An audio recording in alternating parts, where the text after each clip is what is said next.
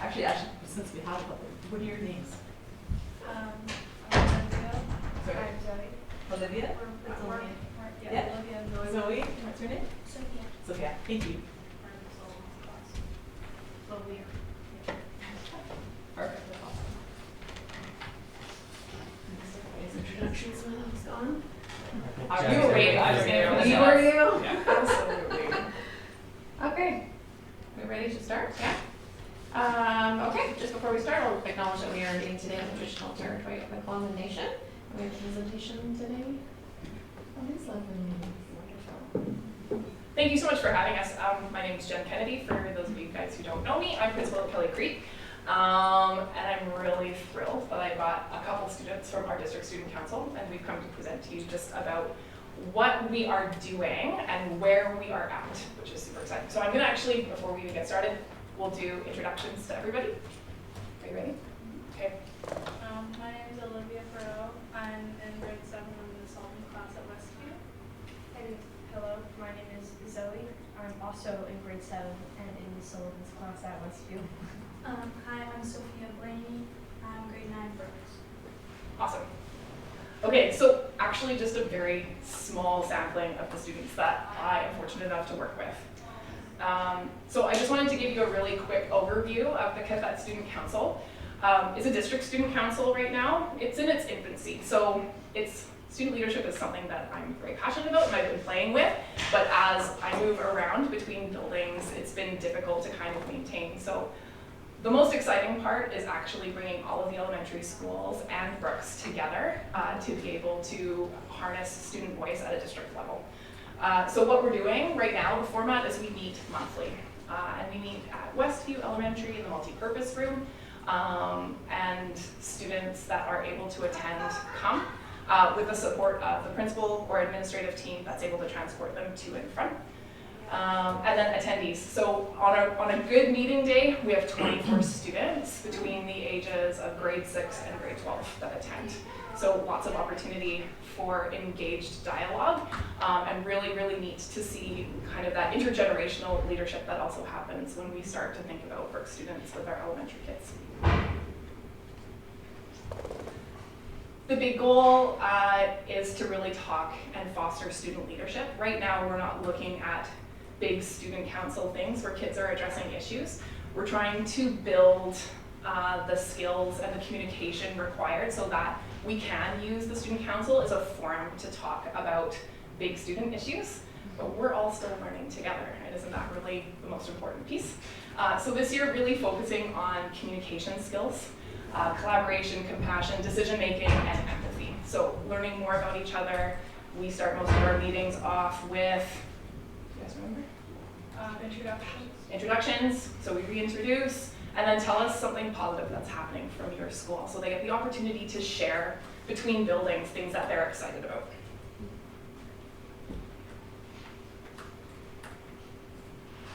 What excites me the most is student voice.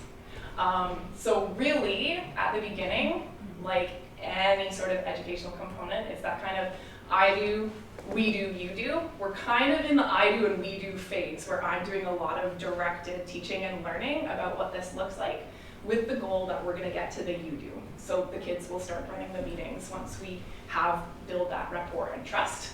And really to kind of highlight and celebrate the idea of student voice, which aligns quite nicely with the strategic plan. So we really want kids to have the forum to talk about and impact their own educational experience. We want them to feel ownership and feel belonging, not only in their own schools, and to become advocates for their own schools in a district setting.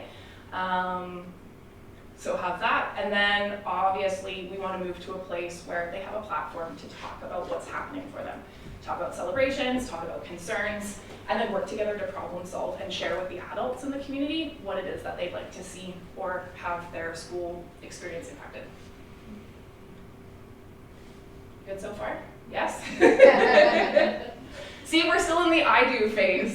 By the time my goal is like to come back to you guys in 3 years or in 5 years, and I can just facilitate and they will do all of the talking. It's gonna be amazing. You Good talk. We're going to get to you guys in a minute. For me, it's a street data opportunity as well. So we have the opportunity to harness student voices, and we did this in a really neat way at the last meeting. Do you guys remember what we talked about? What happens in each school? What, do you remember what it is? Maybe you talk more about like what's going on, mainly in our schools, what's going on in our classes, what's going on, just. Totally. And what happens for grade 4s, grade 7s, grade 10s, and grade 12s at this time of year? Do you remember? Take a survey.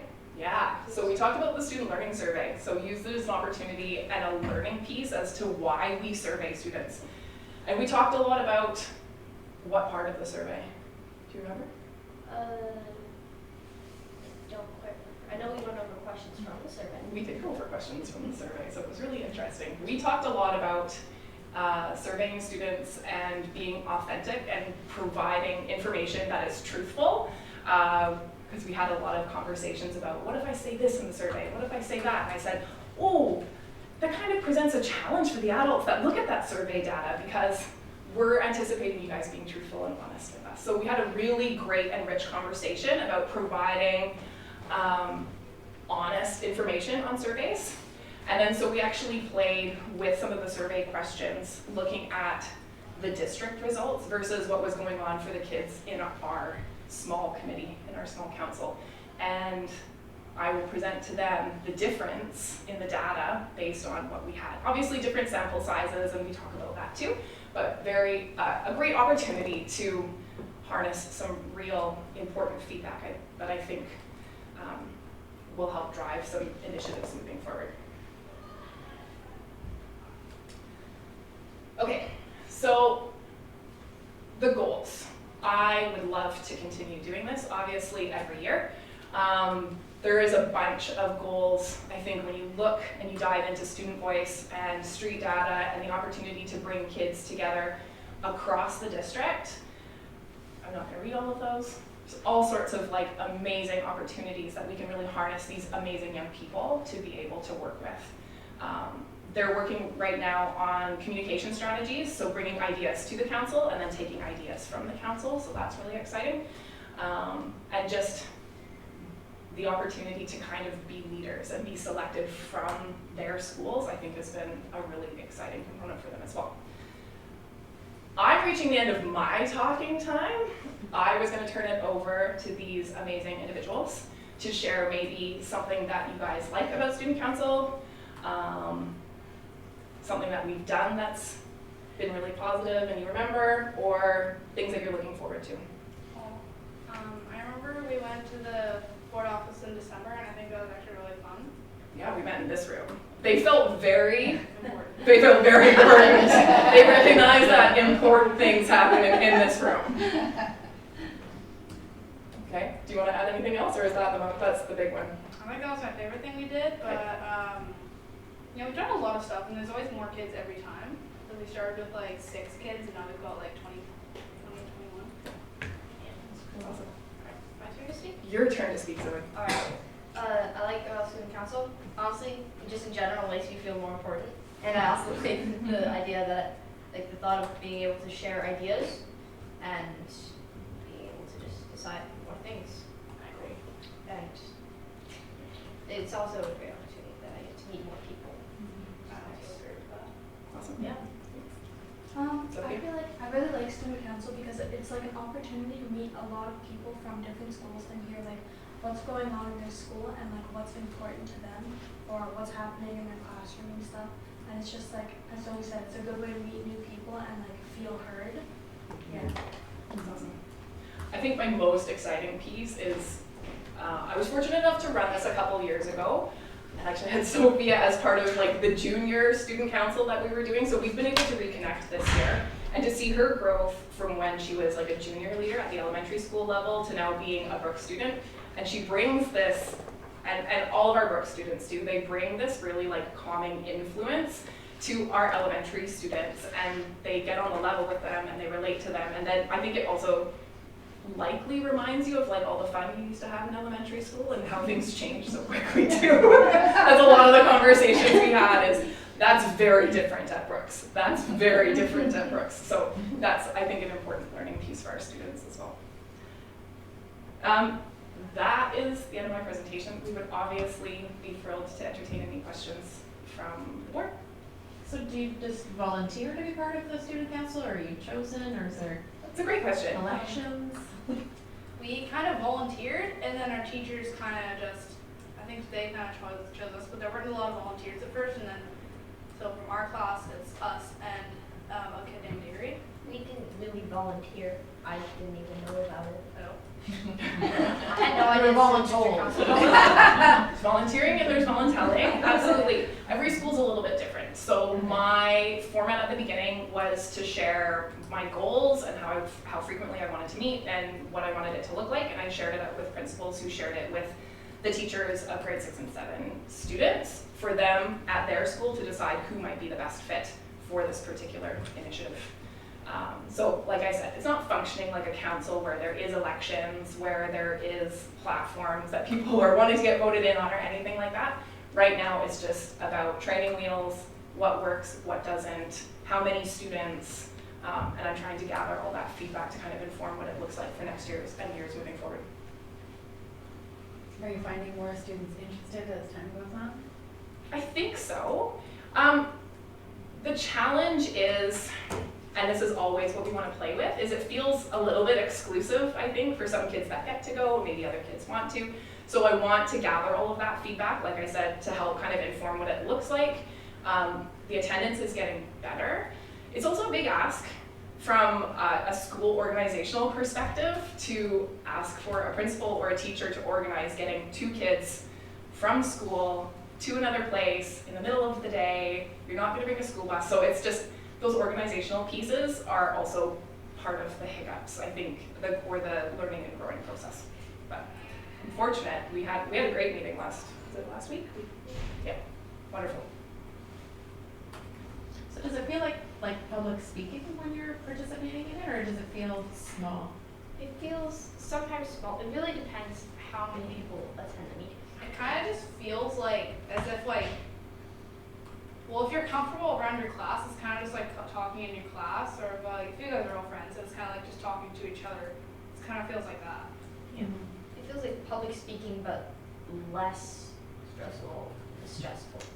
Yeah, I feel like it's less stressful than public speaking, but then again, I don't know like anyone there, so it's kind of stressful when I'm talking to like one person. I'm like, oh, I don't really know this person, but it's also really interesting to hear like, I don't know, just like about them and like talking to new people.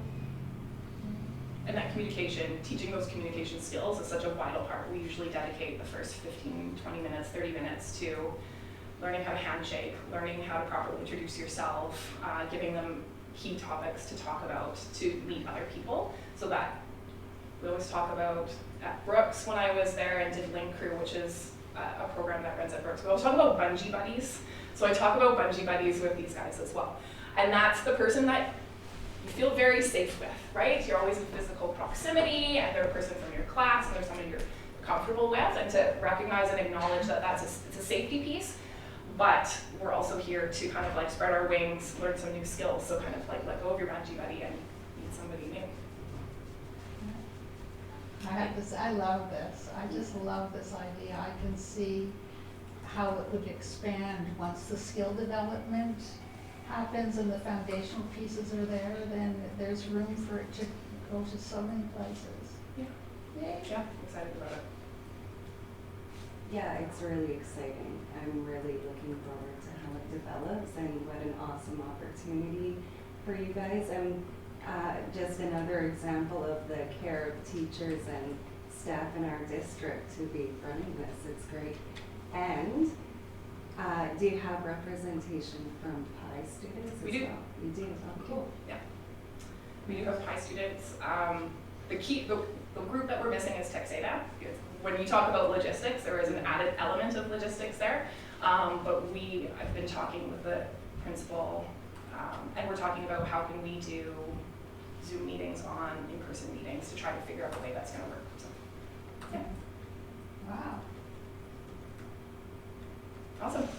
Okay, thanks for coming. Thanks for Thank you very much.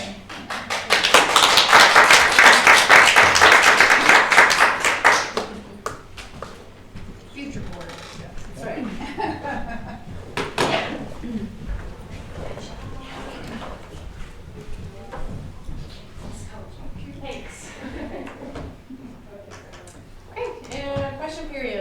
questions? No? Okay, chairperson's remarks. I would like to start with a long-awaited update regarding the expansion of daycares. The modular delivery and installation of the daycare at Edgehill Elementary happened in early March. Please look for the videos on our social media channels. We are one step closer to creating more spaces and support for families with childcare. As you know, the forest behind Edgehill Elementary, known as the Treaty Settlement Land, is part of the Clawman territory. The nation generously permits our school to use outdoor classrooms on their land, accessed through the trails located in the back of the school's field. Last year, Theacham Forestry, a company committed to the sustainable management of natural forestry resources for all Clawman Nation members, logged a large portion of this forest because it was considered unhealthy. The time has arrived for them to replant the trees, and Theacham has extended the invitation to our Edgehill students to help with their silviculture experiment, to plant a bunch of seeds to see which ones will grow. Tomorrow, our students will participate in replanting a variety of trees with the forestry company on the treaty settlement lands. Some specific areas will be marked as tree measurement plots, providing our students with the opportunity to monitor progress over time and continue learning about forestry, silviculture, and climate change. Looking forward, April 5th is Clawman Day, which recognizes the effective date of the Clawman Treaty. It is a day when we should all reflect on our reconciliation journey with the nation, acknowledging the steps that we have taken to move forward and those that are still needed. In September 2023, we announced the change of the name of our school district to qathet School District. A commitment to truth and reconciliation, as well as a priority to support self-determination, is woven throughout our strategic plan as we work to make our schools more welcoming and inclusive places of learning. I'd like to quickly highlight two exciting programs that are currently running in the district. First, the GIDGA, which is Guided Indigenized Journey to Excellence Academy, which is a land-based, experiential, and culturally immersive program. It honors Indigenous knowledge and ways of being and doing to provide students with a safe, holistic, and identity-affirming education while offering credits towards their graduation. Secondly, the iJuthan Immersion Program offered at Cousin's House for kindergarten and grade 1 students to learn the iJuthan language. These are two exciting programs that highlight our collaboration with the Clawman Nation Education Department and our commitment to creating the conditions that will provide a high-quality education for every student to succeed in life and in school. Okay, adoption of the agenda. Motion that the regular meeting agenda of March 13th, 2024 be adopted as circulated. Maureen, Kirsten, all in favor? Adoption of minutes. The motion that the regular meeting minutes of February 21st, 2024 be adopted as circulated. With the amendment of my. Right, thank you. As amended, that Maureen was not present for that meeting.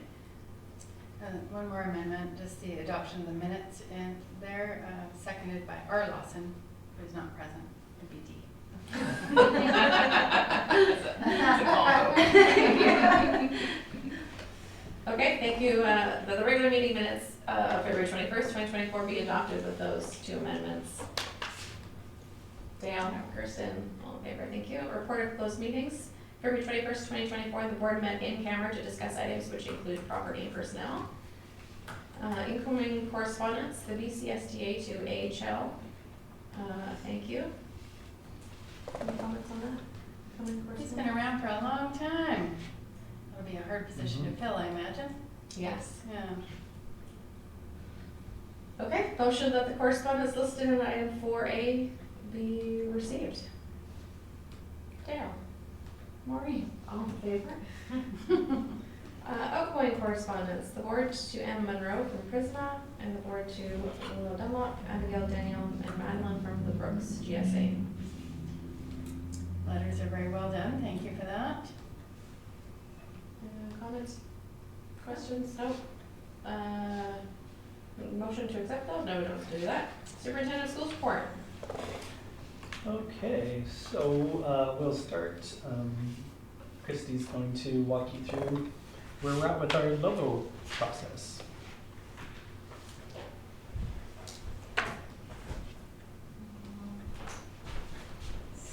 So I can, do we want to pull up the presentation, or I can? I have it right here. I won't go through it in a lot of detail, but I did the briefing note to sort of let you know what was in that document if you had a chance to go through. It's been used in a variety of ways. So this information up front is some of the information used to brief in the artist to help him understand who we are as a district, and how we position ourselves and how we speak, because all of this will come through. Ideally the logo, but also the brand sort of more broadly as we talk about ourselves when this launches. So this content is, you're all familiar with it, our values. It was also used to brief in some of the groups to give their feedback on this first iteration of the logo. So again, showing the history, components that we want to inform this logo going forward. And this is information that you had seen previously based on some of the feedback we got internally to the survey around the logo. So not a lot of responses, but for those who did respond, we want to make sure that that is captured in the briefing. Because this is shared before, I will just move forward. One of the pieces that we did, I think we briefly showed too, just a bit of a snapshot of all the other visual identities out in the district.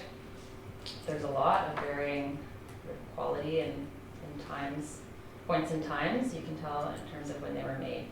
So this first phase, I mean, that's a lot of information for someone to take in and to think about how we want to talk about ourselves, and we were careful to give like some direction but not too much. We wanted that creative process to be kicked off by Kobe, who is the artist. He is Bahamian, he has studied graphic design and art at BIU and is between here and Victoria now.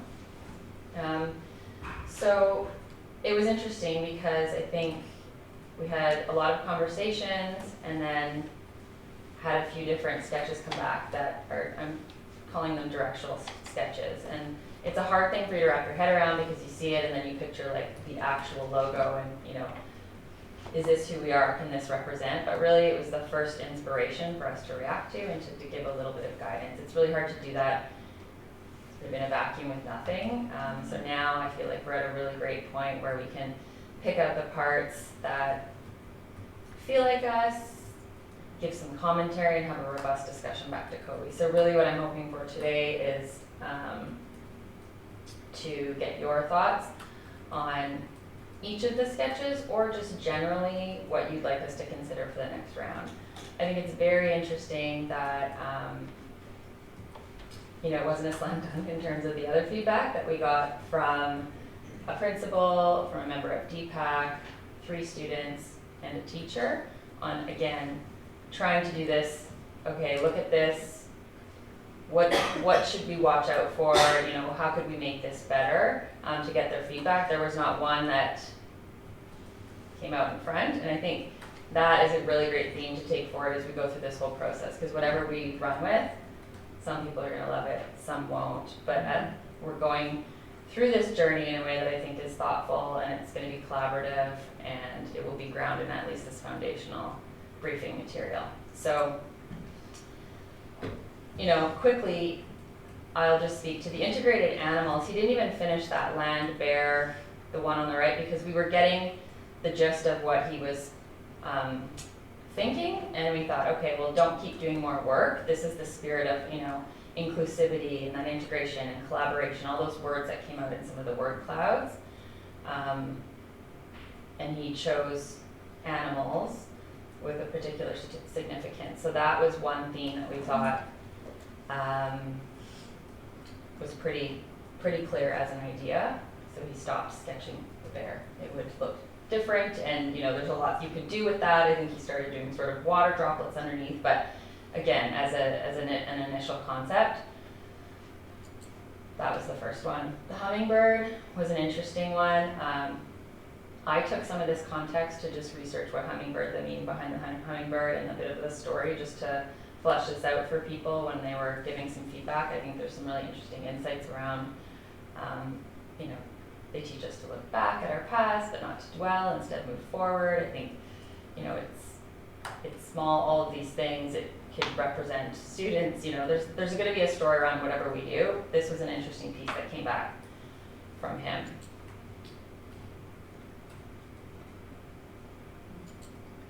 Hands was pretty straightforward. Integrated elements, again, we kept circling on this idea of like all these parts working together. Collaboration, integrity. I didn't see the moon up at the top the first time I looked at it on the paper on the table, which is interesting, and that's really popped. That's a cedar branch in the bottom.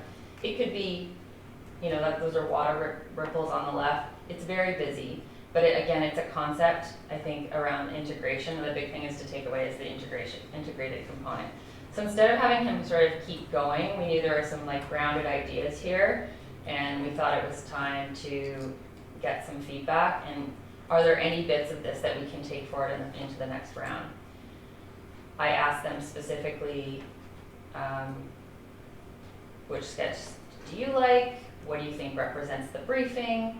Any feedback, you know, feel free to sort of say anything like integrated elements should consider using a salmon because, or I like integrated concept but different parts. So just to share anything. Some people did in the moment and some, but all submitted in writing after. Even if they shared it in the moment, I didn't want to write in other people's words. All of this stuff that you see on these next slides here is verbatim what people sent me.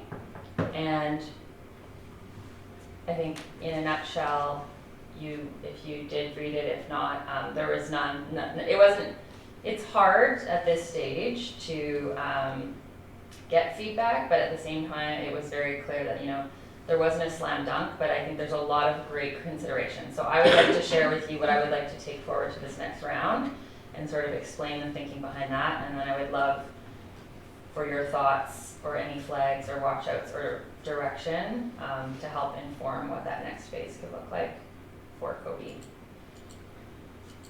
So,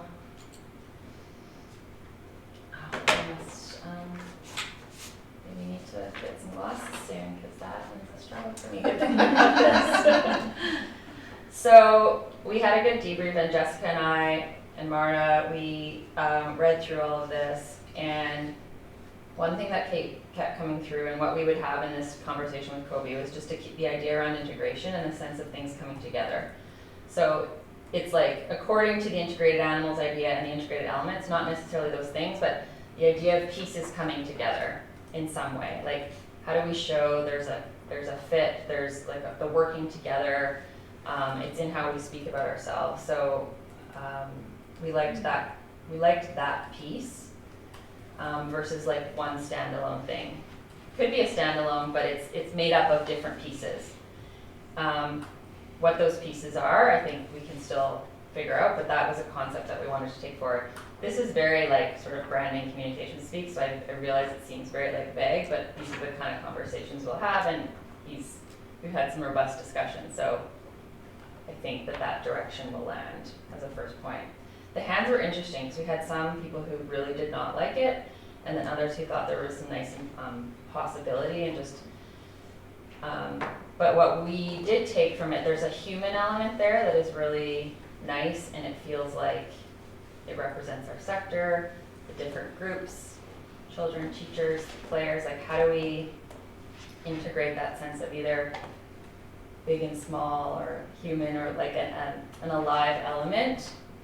So the way we've articulated here, it's in an interesting way to more overtly reflect the sector, learning, support, inclusion.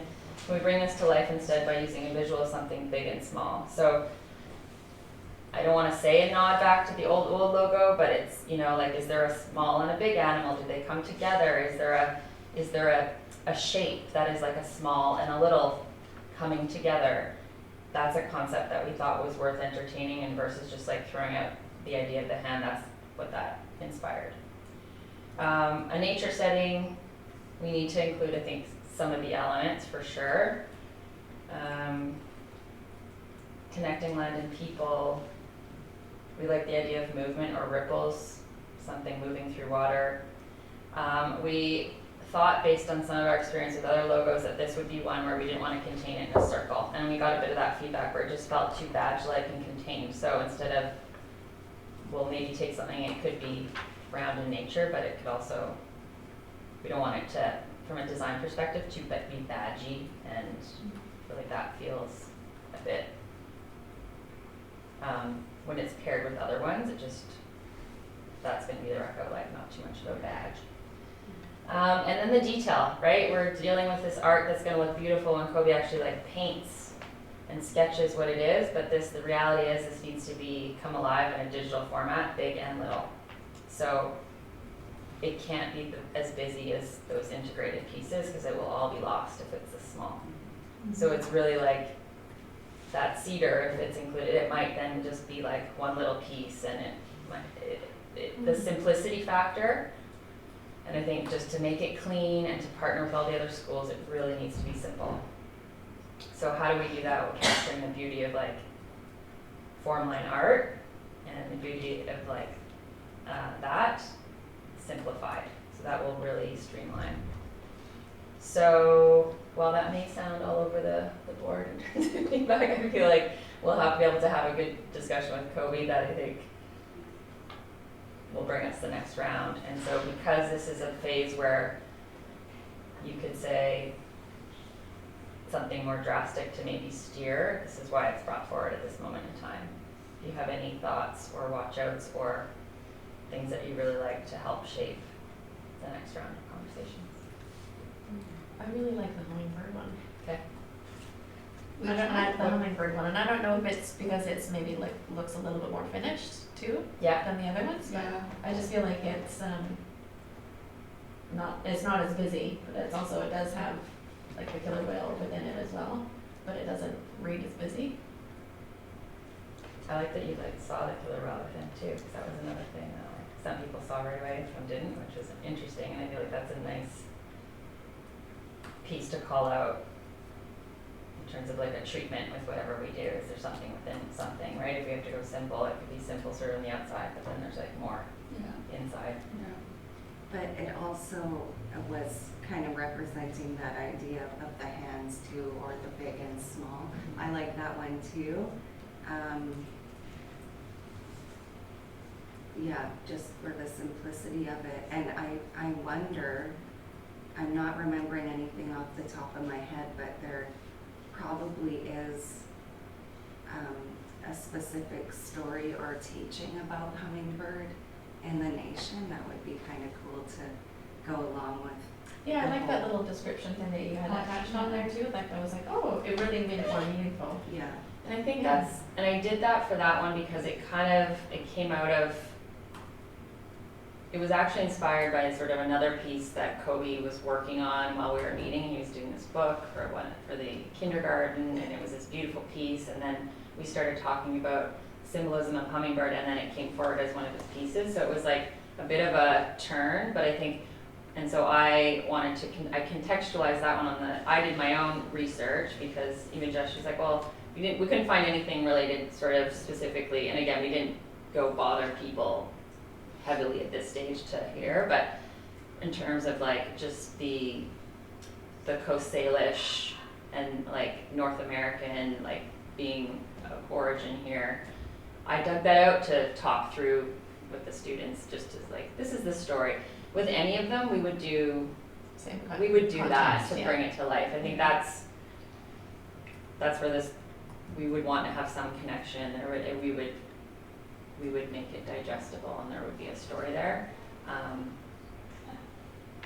But yes, the hummingbird. I mean, even if you look like the hummingbird too, and like just the way our logo looks, and I don't know if it's just because it kind of looks like the wings look like our logo, but a lot of people liked it for a lot of different reasons. But I just want to say that we will do a story in that in the background to make sure that like anything included is meaningful.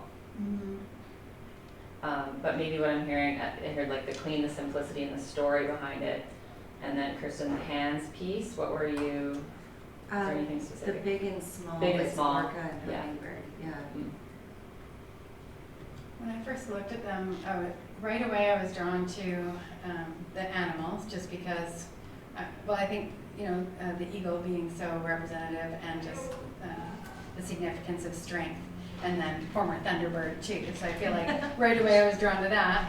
But then reading the words that went with the hummingbird, that of course endeared that image to you. But to your point, all of them have story. Mm-hmm. And people, I like the idea also of including some element of what we're looking to achieve here is, the incorporating of connection for people to land and all that this land offers us. So I feel like your direction already kind of captures that to some degree. And I like the point too about, I mean, the elements are important, but I'm not sure that they need to be visually represented in the same way, where they're laid out like a piece of art instead of like a landscape like you see in so many of the other logos or whatever. All that to say, I think you summarized your direction to the artist with all of those thoughts already. The charm for the animals is there. Well, I think anything that tells it, Yeah. makes the story. Yeah. And any animal, we would want to tell that story, and then, you know, I think what animal has, whatever the relationship is, as from like a big and a little, I don't know, we were, again, it was a very sort of organic discussion I that, think we see the big and little of the big orca and the little hybrid until, Yeah. so you mentioned that. Yeah, that's.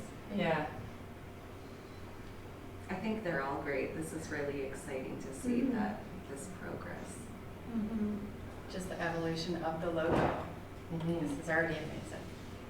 Well, and this is a big steer, because I think with this feedback now, we need to make it more focused, right? This was sort of wide open, so I think now it will be, he'll come back with pieces that capture this feedback in some way, this brief, and then we'll take it further, I think, to adapt, and then there will be a point, I'm sure, where there's like 2 great ones that are like kind of similar, and then we can figure out the sort of the consultation and what feels appropriate too. I don't want to put this like burdensome process if it feels like really smooth, or we won't just steamroll if it feels like it's like really not coming along. So I would be curious to know the animal one, thoughts on how it would be less badge-like. Because that was, I mean, there's a lot in that to consider in terms of representation. And avoiding the circle, I wonder what the artists, how they would soften the edge on that one. I mean, one way we talked about is like the way they come together in the middle. There's like a pattern and there's a bit of a swoop. So like, could you, and actually he did, in the conversation, he did sort of pop out like a tail of the killer whale. So you could just have parts of their bodies sort of coming out. That Yeah. made it look a bit more interesting instead of like in a perfect circle. Yeah. And again, that one is the shrinking piece. But then we did talk, and that's where like you could do just 2-tone. You could keep it monochromatic and have fewer colors, but light and dark if the design is really busy. But that would come later, just to simplify it. And previously you'd asked for feedback on, you know, just looking at all the other logos from other districts. And so is that going to help inform for color scheme and other ideas as well? I don't think so much the color, but I think that feedback that did go into the artist briefing, so that's not here because that was sort of people who came forward and sort of gave feedback on the other districts and which ones, and there was like 3 or 4 that stuck out as sort of the preferred idea, and a lot of them are actually like a simple piece and then the words are on the side. So I'm thinking like our district words are gonna be like outside of an item or something that like it fits. Our name's not gonna be baked inside this because it's already gonna be very busy, I guess. Like it's gonna probably be like under or around in a different way. But that your feedback, and there was a handful of different people where I sort of went through and like circled the ones that more people liked of others in the space. Which one emerged? So Nanaimo, I think, was one. A lot of them were things that were unique. So like the salmon is like a fish. Nanaimo came out as one. What number is that? 68. So it's got the fish and then the salmon and then Cowichan came out. Some people like the simplicity of like 75, so Mission, like it's just pretty clean. There's a couple clean ones where like 8, School District 8, Kootenai Lake, like it's just a little swirl, you know, it's like clean and modern. So it was kind of a mix between like a clean and modern little like this, and then one that was clearly Indigenous. part. But again, that was like a handful of people, and there was no, it's the thing with logo business, there's no sundance, like, this is the top, right? There's different parts, and I think it has to feel like us, and I think that's where like the words, they need to connect back to like our values and those themes that I think the people who did take the time to build the survey, and I think a lot of that is like that integration, that inclusion and collaboration. So how does that come to be? But a lot of it will also just be storytelling, and even this journey, I think all the people who have said, you know, the people I asked to feed in on this were like, yes, the students were great, right? Because they do not mince words like in the spot, you know, like they have really good like, why moon? We go to school in the day. It's like, like okay, it's like, right, like cute. So okay, well I also can take an email if you have any other afterthoughts about like something that really speaks to you or not. Or that you think would be like a bullet point added in this that you'd like me to consider, but otherwise we'll keep you posted on how the next round goes. If there's any bumps or what kind of programs we have. Great, thank you. Thank you. Great, thanks.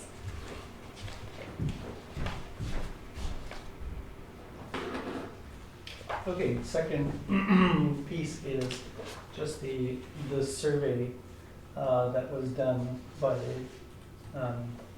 Cycling Association. They, because we know that there's a proposal for a path from the city that ends from the complex to Brooks, and so this is the results of the survey. Just a couple of highlights that I'll give you. It's interesting that 89% of our students aren't too active. They're taking a school bus or a car to get to school. So, and we already knew that elementary is very much, it would be that or higher in terms of the amount of students that walk to school. So I think it was part of this was trying to get to, you know, why that might be.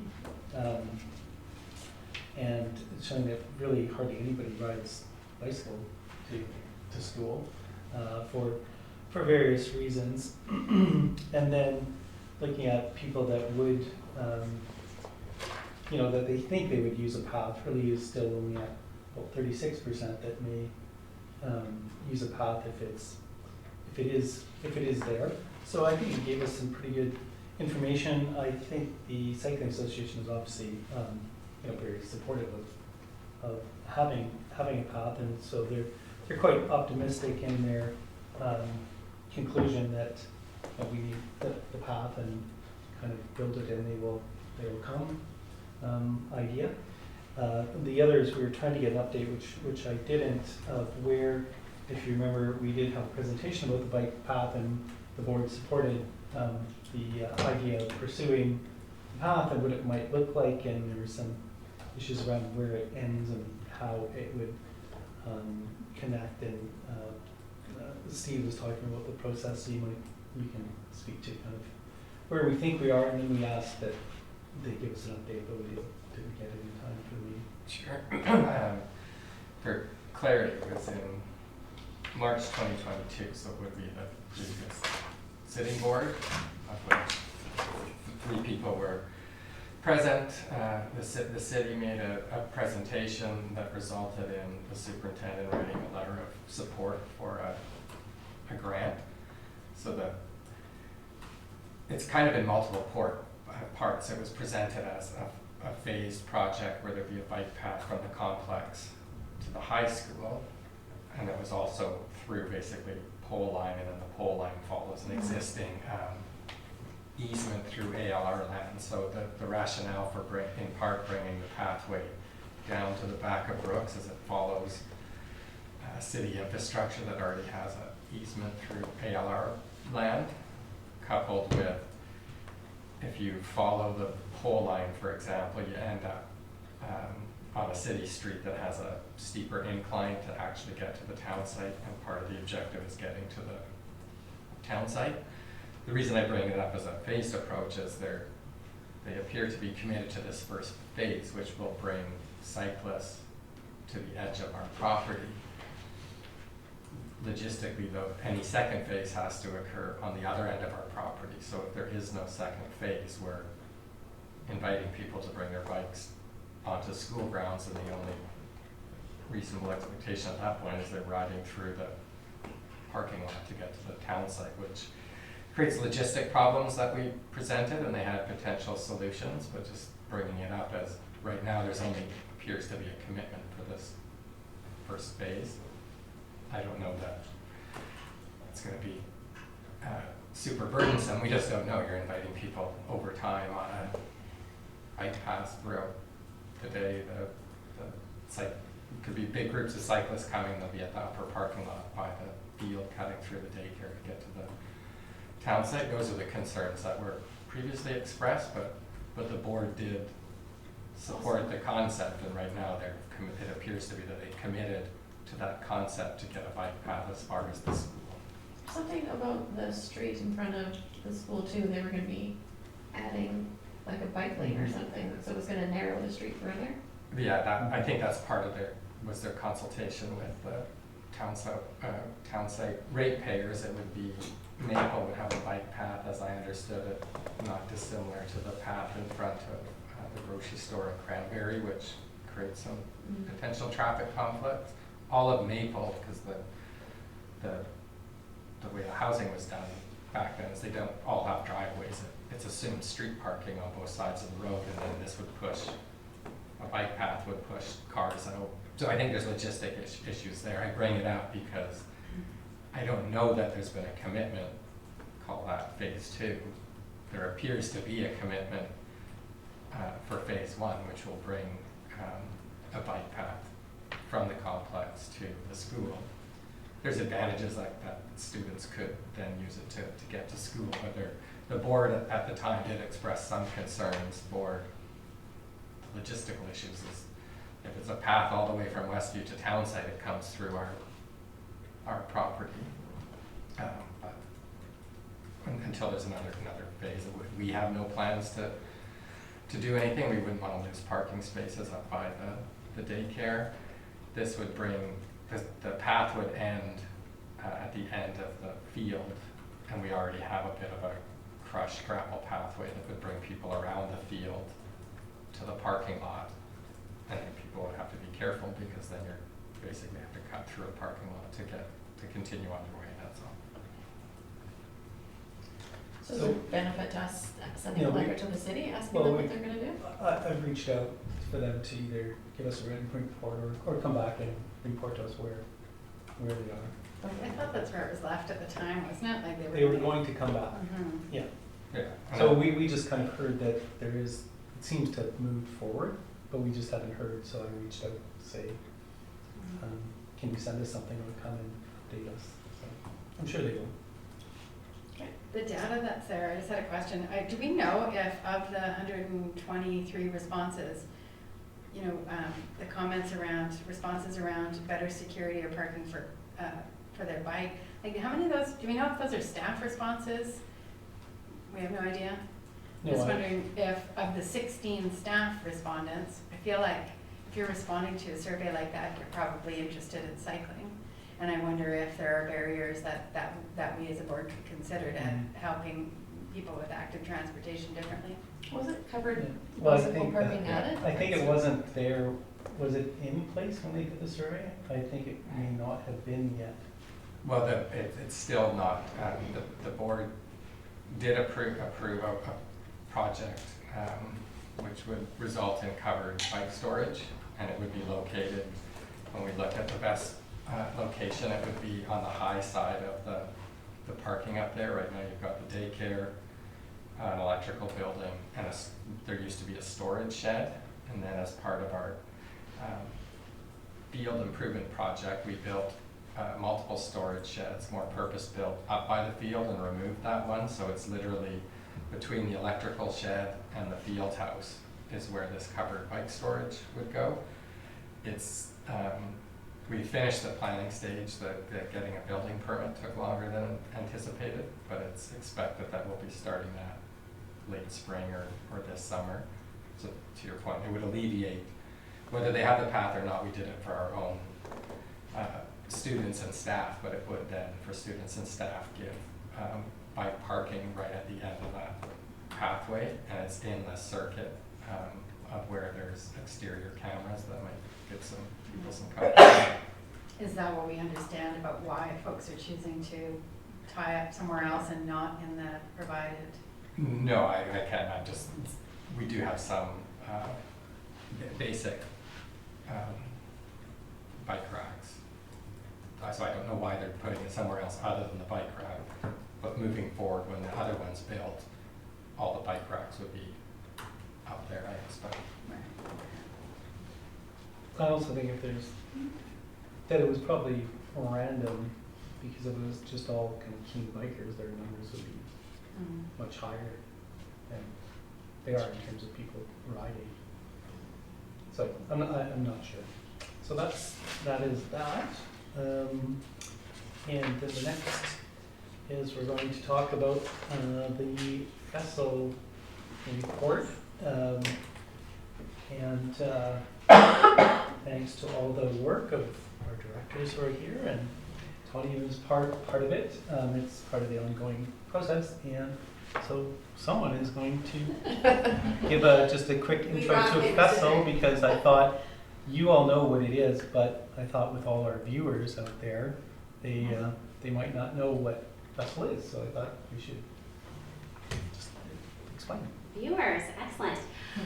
Okay, so Jay's going to talk a little bit about some of the feedback that we received about our FESL report, the Enhancing Student Learning Report, and how that kind of ties into the reporting and accountability measures that the Ministry of Education has.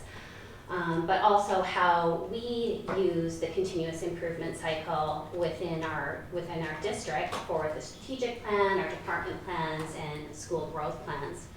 So the framework for enhancing student learning is essentially the roadmap that we use in BC to improve student outcomes. And really the emphasis is on providing equity and parity, especially in certain populations. So students, child and youth in care, Indigenous learners, and students with disabilities and diverse abilities.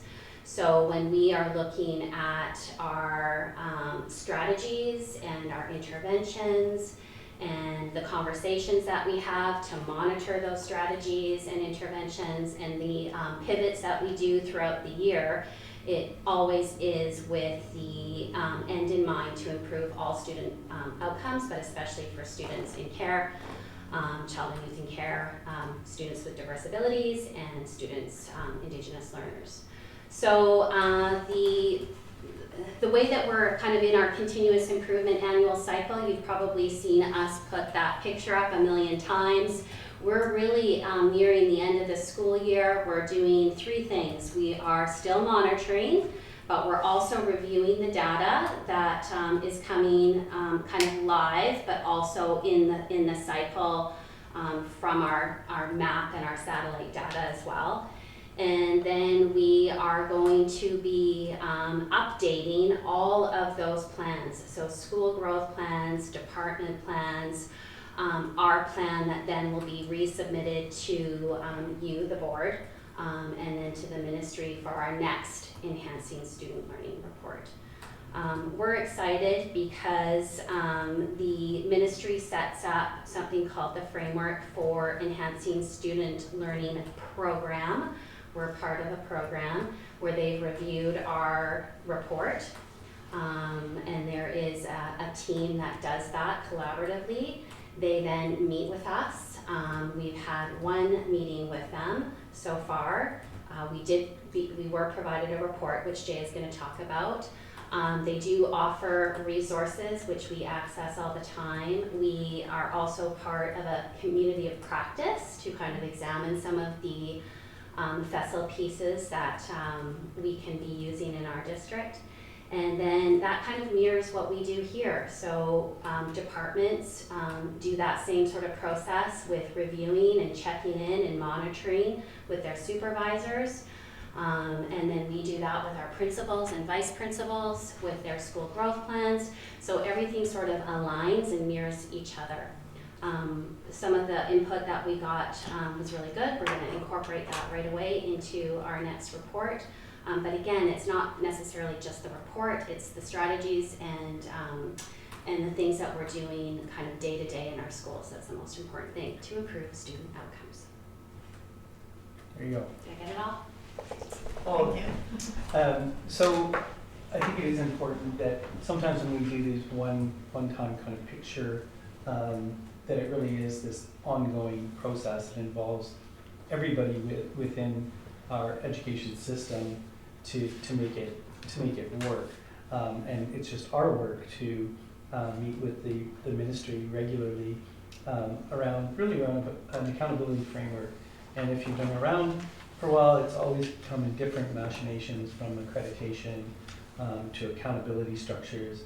And it's ongoing, and the ministry has agreed that it is kind of this ongoing process. They're now looking at how they can involve boards more. So there's discussion around should boards be involved in this actual piece.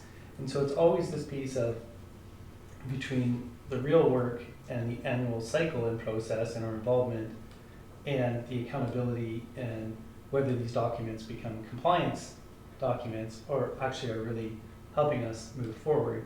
And I think in this case, having a group of people and some people within the ministry that are from the field looking at not only our report but all 60 school districts, I feel like the feedback that we're getting really improves in terms of the ongoing dialogue.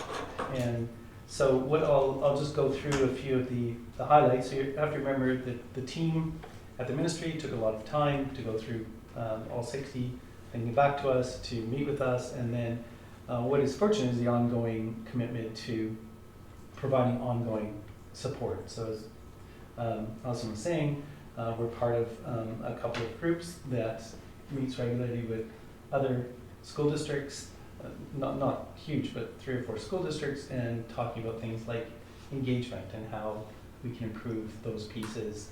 So I think the process is better, but it will still grow, because at times it becomes, are we trying to meet a FESL ministry's mandate of what continuous progress looks like versus our own robust strategic plan and operational plans? So it's kind of have to fit it in within the context.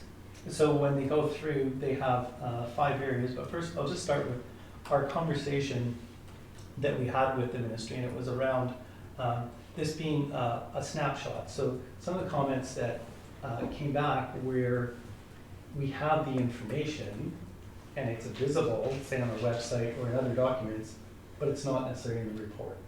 And so when they're making some comments, it's like, well, yes, we know you do it, but it should be also in the report. So those kinds of pieces we weren't very concerned about, because it was our compliance. Okay, great, next year we'll make sure it's in the report. So things like our operational plan, that at the time we weren't sure that it was visibly available, because we were putting them on our website. So there's a number of things that are like that. And then we talked about different data strategies and things we were doing, and it was, again, for them, oh, okay, well, now we understand that you have it. However, in the future, we think it should be in the report. And then there was ongoing discussion, because originally I think the report was supposed to be 10 pages, and then people were putting in 50 pages, 60, and we were going, well, that's not an equal playing field. And we did similar things and tried to put all kinds of links and things like that. So, as I said, it's an ongoing process, and will continue to change. And then really, how does the document fit into overall strategic process? And that's what we, as superintendents, we've had meetings with the ministry to have this ongoing like how does it fit? So we all have strategic plans, operational plans, and when they give us a document, is it, when they say, here's some things to consider, and here's some strengths, does that mean that they have to be addressed next year? Or are they true considerations for our team to consider? Because we're all educators, we all like to get A's, so we're doing these documents and saying, well, we want to make sure that we're doing everything covered on this document if that's what it's meant to do. So that's going to be the ongoing discussion with the ministries, because over years, what are they going to look next year and say, well, we said these were considerations, but still they're not here. So that's an ongoing conversation that we've been having. It says considerations, not recommendations? Considerations, right, yeah. So the question for also what does that mean? Define it, please. And but then it becomes compliance, right? Okay, so they use these 5 areas. So approach to continuous improvement, data and evidence, ongoing engagement, alignment and adaptations, and improving equity of learning. So what I've put is underneath the bullet is the next hollow bullet is those were the ministry comments. So if we start with approach to continuous improvement, their comment was provide clear evidence of the monitoring cycle and show how data informs practice.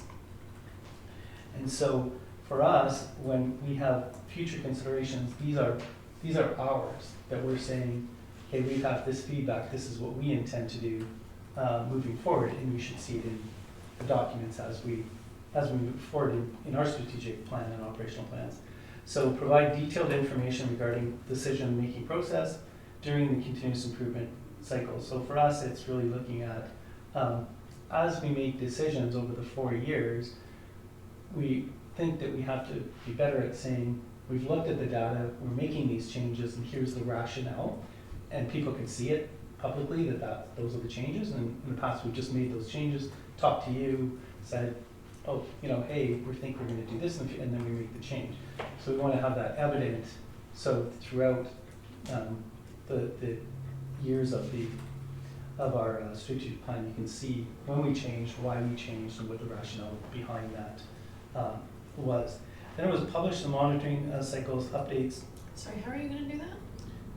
So we're going to look at, and we're starting to do it now, that as we have a process of looking at our data and the changes that we want to make to our strategic plan, that we want to make that evident. Through like a report of some Yeah, sort? so it would say, here are, we decided, we looked at, data around literacy, and we think we need to make some changes in strategy because the data tells us this, or some other information that we have.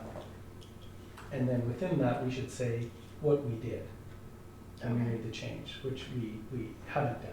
So say, we're making the Really change explicit. because, explaining, because in talking to the ministry, they wouldn't know, and that makes sense. Public people wouldn't know that each year you're changing unless you're comparing documents. So we just want to be more, evident that people can see the changes and why. So I have a question around that, because one of the background documents to this talked about triangulation of evidence, and then 3 levels of, there's the qualitative, the quantitative, and the street data, and how the expectation is that the report and the cycle will include all of those. When I read that, it was big, and I'm wondering, where are we, because it, like you said, it's everyone in the system has to really understand where this is going and what that means. Like, where are we, do you think, in terms of understanding in a broad way? I think everybody has a bit of a different role or lens when they're looking at the actual data and the improvement, and that's something that we have to continually work on. It's easy for us who are here at the board office and we're looking at this information all the time, and we have the time to do that, versus a teacher or principal who's fully immersed every day the day-to-day of schooling. So it's really how do we, and we've tried different pieces of having principals bring evidence or data regularly to staff meetings to look at it, have those discussions.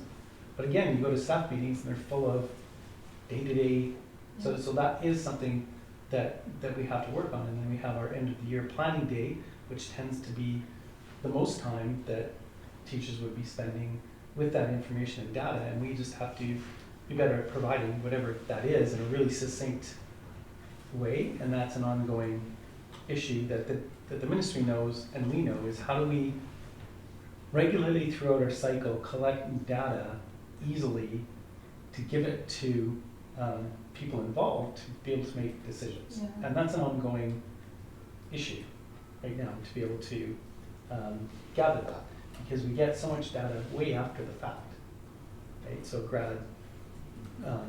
our graduation rate, those kinds of things. So we're looking at how do we collect regularly, if 3 times a year we're reporting, how do we have that data available to us, and how do we disaggregate it to the schools to also look at their plans, and then we bring it up. So it's a big, It is it's a big big issue. thing, because everything is in motion, everything is fluid. If you really look at what that document is suggesting that is expected, it's constantly on the table. It's Mhm. constantly, what are the implications of this data for where we go next? So it's not sort of the old model where we sort of have a goal and work to the goal and report out at the end of the year. It's on the table all the time. Mm-hmm. And that really is the challenge. Yeah. To have people and want to be engaged and know that they have the time to be engaged, and certainly jump in anytime if you like. The next is data evidence, and it's really a deeper data analysis and interpretation and ongoing. I think that's exactly Yeah. what you just said. And part of it is we looked at it to try to provide those 2 interim reports and try to create something template-like that's easy and digestible and has data, and rather than at times ours is very qualitative in between. So it's trying to get something that we present to you to say, does this make sense to see this twice a year? And is it enough? So that's something that we're working towards, and to have it aligned with our planning and reporting cycle that we have in our AP. Ongoing engagement, better description of engagement processes and how it informs your strategic plan. Well, so what we're looking at is trying to list engagement processes, describe our model, and create a year-long engagement plan. So the idea would be to say, okay, we are going to intentionally, here's how we're engaging with different stakeholders in different ways at different times, and it is part of basically a calendar that this is what we're doing in an ongoing way, because we believe in our discussions we have an incredible amount of engagement, and we have kind of from street data to things we collect and focus groups, but we don't display that. Like we can talk about it, but we want to have something that's, again, very evident, and then the ministry pointed that out, and we think they're correct. It's not that we're not doing some stuff, but we should be really intentional to say, here's what we're doing to engage different groups in different ways. And you would see that document that says, here's how we're engaging. It's almost like its own scope and sequence around engagement, so that it's not arbitrary or hit and miss. It's actually built into that process, that triangulation process. Yes, so that's the idea, that we'll have that for you at the end of the year, saying here's how we're going to engage, and here's the different ways we're going to engage, right? From things like you're saying about empathy interviews and that have been done, but you wouldn't necessarily see that. So so that's the. Is there a way that we can build in those data pieces and when they're coming out into our board work plan, so that like the festival review comes out this year or this month, and that's something it's on our radar in terms of knowing that the data's coming out that month, so that we're constantly kind of thinking about the data? I think that like things like FESL and those things we can embed, and data we can, but the problem that we Like have is a NDI, lot, the EDI, like when those things a lot come of out, those you know what I things mean? that come out and when and how, and that's where some of those kind of over time ones are really quite late, because we're kind of reactive versus, Late in the school year. well, no, they're just late in terms of improvement planning, because it takes so long to get them. So what we're trying to have is, how here can we collect regular ongoing data within the district, and then have that melded with the ministry data that comes out in the different reports, because you're right, it's difficult. Like we just had a big update where you're there with McCreary coming out in the report, and it's all really good information to help for planning, but it's not giving you that ongoing feedback of, you know, if in Well, the this. context of this is the data and this is what we're learning, this is what we want to do with it now. Yeah, Yeah. exactly, but then it's also for us, which we know is trying to collect, especially things like mental health and the things that we're doing, is how do we collect this ongoing, how do we know that we're doing well or we're not doing well? And so we have to find data sources of how we're gonna collect that as we go, rather than waiting till next year and a report comes out and we're reactive. So that's why I think it is complex in terms of what that looks Because like. one of the considerations too keeps coming back to process. Mhm. And process is much harder, I think, to measure. Mhm. You know, how well are we implementing process is really hard to measure. It's so different than, you know, what are literacy measures. That's a whole new learning curve, right? Oh, there's definitely a lot of work to do, but it is encouraging that we're now having these much broader conversations with the ministry and with other districts to know that we're all in very similar positions and where we're going. And I think some of the difficulty is it's a good process. It's everyone kind of working with the ministry to say, let's stay with it, because it changes so often, and then we're in a very different cycle, and people are kind of happy with where we are now, because it's a real collaborative effort. So, but if you've seen, it does change on a regular Is basis. this just kind of new out of the ground? Like, is this sort of new thinking, or is this something that's had some legs?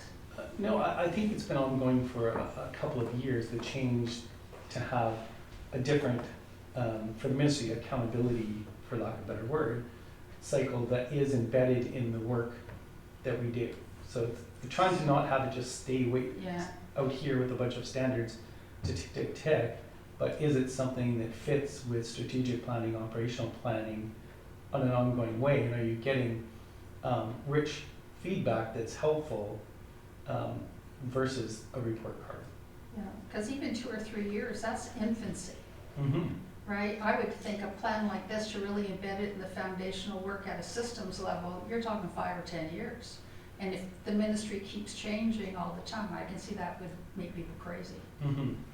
And it has, and it's a continual process. How you doing down at that end? Yeah, even trying This to is get this, big. how this fits is this Yeah. ongoing, is It's big. it helpful? And for me, having been here for a long time, it becomes, if it's really helpful, and we're willing to take part and be part of that. Yeah. And we are right now. When it's straight compliance, it's not particularly helpful, because it's, okay, nope, do this, and then you change so that you can take the box, It's not versus meaningful. Exactly. improving student learning. Yeah. And that isn't what they're saying now. It is an ongoing conversation. So we're able to say things like, yes, we're really interested in engagement. Help us connect with other districts that you think are doing this really well, so that we can, work with them to adapt it to our own work. So I think that's been a real improvement. How are you Definitely. paired up now with the districts that you communicate with? How are we? Mhm. Well, we sign up, you sign up for the different areas that you're interested in, and other districts also do, and then I think they put, what were we with, 3 districts? Yeah, 3 other ones, yeah. And then they facilitate the conversation and discussion. So what you bring to the table and how you have it, the ministry does that, which is really, it's great, because that hasn't happened before. So you're sitting around talking with other districts that are doing the same work and what they're doing and how they're doing, and then it really helps us be able to move forward with the pieces that we think are important for us. I would think this is a particular challenge for small districts, because big districts can have someone with a PhD in analysis on board to do all that for you, and it lands on you guys, right? And you've got your area of expertise, but man, this is pushing the edges for a small district. So I think they're recognizing those pieces and trying to help, because now we're here having this voice, we're able to say that is a problem. Yeah. And so they're trying new systems to be able to get us, to have the ministry be able to collect some of that data that we can get in much more real time. Right. So they are working towards us because they recognize that is an issue. Is that the Power BI? BI, okay, which we can access. Is that because it isn't there yet? No, it's there, but there's limited access. Okay. To that information. I think it's probably because we get masked information. Okay. Yeah. The last is improving equity of learning outcomes, and that was really around Indigenous and children in care, and that was for us to describe the strategies and practices used. And this was an interesting conversation because we have so few children in care that we're able to say, well, we have this wraparound service. And we know, because we're small, we know every one of them and the people and the agencies involved. And really that became a bit more of the compliance. Well, that's good, but describe all of those for us, which is easy enough, but it wasn't in our report because it's so small and it's something that we do really well. And they were saying, but it's helpful because again, these are things shared with other districts, so it'd be good to have it in the report, like what specifically we have when you meet regularly with different agencies, what does that look like? And we do have those meetings, so we'll describe that.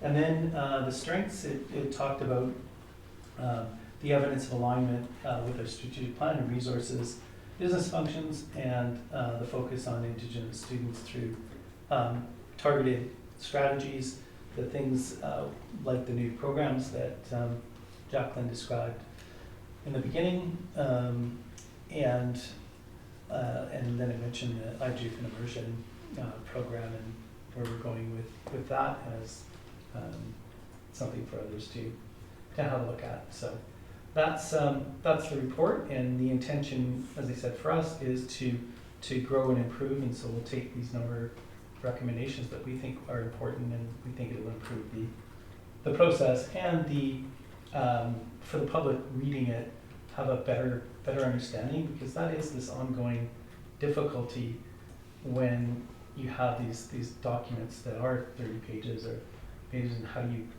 do you succinctly tell people exactly what you're doing and how, and data sources, and that's something that we're going to work on with the one pager. If we can get it to one page, will be interesting. In those two kind of interim really little font reports. Yeah.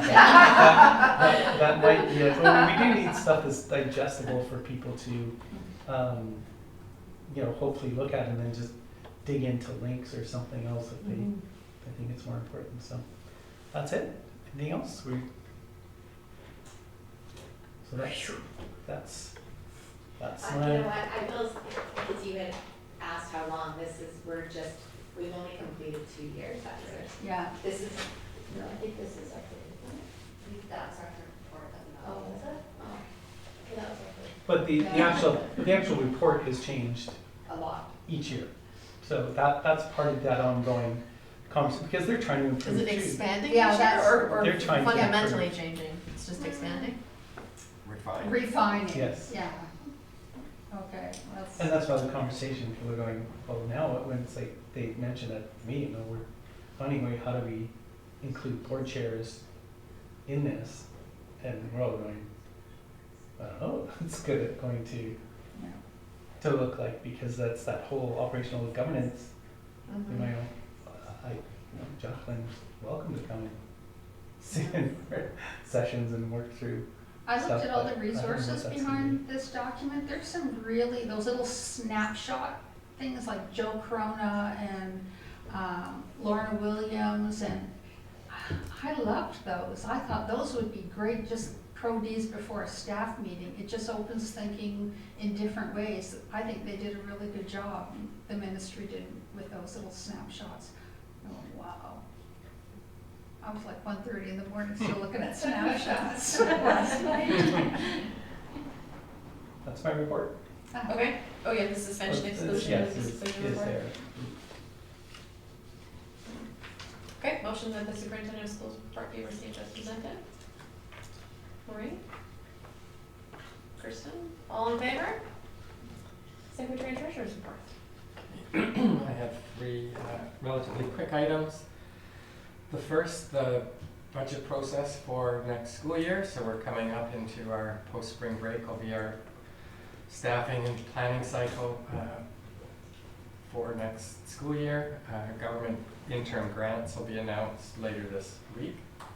So between that announcement and likely the committee of the whole meeting in May, we'll have drafted a budget, mostly based on the service levels as they are now, expecting that revenues will continue to match our enrollment, and we won't materially be considerably up or down in terms of the amount of money available to us. And the current year's budget is informed by your strategic planning cycle, new plan this past year. So I expect the starting point will be, call it a bit status quo, the services that we have now or the services we'll have next year. Not to say that staff don't change strategies, but the monetary value of the services in the system are expected to be roughly the same as they are now. But you'll have that, the grant information will be on the April committee of the whole, and then a raw draft budget for early May, and then can engage people along the way with adoption in June. 7B, this is formalizing something we've talked about the last few months. Last meeting, you adopted a board resolution that I was able to provide the Minister of Education, so that resulted in them amending our capital funding agreement that was already in place. So if you recall, this is here because they've accepted an emergent application from us to fund early replacement of a school bus. So what I'm looking for here is the motion drafted in the agenda, which is essentially adopting a capital bylaw. And when I submit that to government, then they load in our reciprocal financial system, then I can download the money as needed. And then the last 7C is just the monthly financial report. Of note, the budget amounts have been updated to reflect the budget you adopted last month. So at the bottom right of the page, rounded at 39%, that's of the budget remaining. That's identical to February of last year. So it indicates we're on track as we were last year and previous years. So then I've got prior to the motion to receive my report is the motion to adopt the capital bylaw 2324 CPSD 4703. The 03 is this is the third amendment. Any questions or comments before you? No? Okay, motion that the capital bylaw number 2023/2024 CPSD 4703 be adopted in support of the acquisition of a new school bus. Dale? Maureen, all in favor? A motion that the Secretary and Treasurer's report be received as presented. Kristen, Dale, all in favor, thank you. Other business, PCSTA Leadership Series. So on last Saturday, Kirsten and I and Allison and Kristen traveled down to Gibson, so we met with the Sunshine Coast. So it was basically South Coast branch, so Central Coast and Sea to Sky. We're all in attendance, and Ministry of Education, Dr. Jennifer Charlesworth, the representative for Children and Youth, was there, Finesse representative. There was, the focus of the day was ensuring we're monitoring data and how we're doing, and for children in care, Indigenous students, and students with disabilities. And it was a full day, and we did some eco mapping at the end, which was great. Did you have anything, comments you wanted to add about how it was? Not too much. It was great. I loved coming together as a branch, and anytime I get to hear Brad Baker speak is a good day. So he's from the Ministry of Education, Indigenous, what's his title, Indigenous? Superintendent. Yes. Alright, great. Did you guys want to comment on how the day was? I was so glad to have you there. It was nice. We loved it. Yeah, it was great.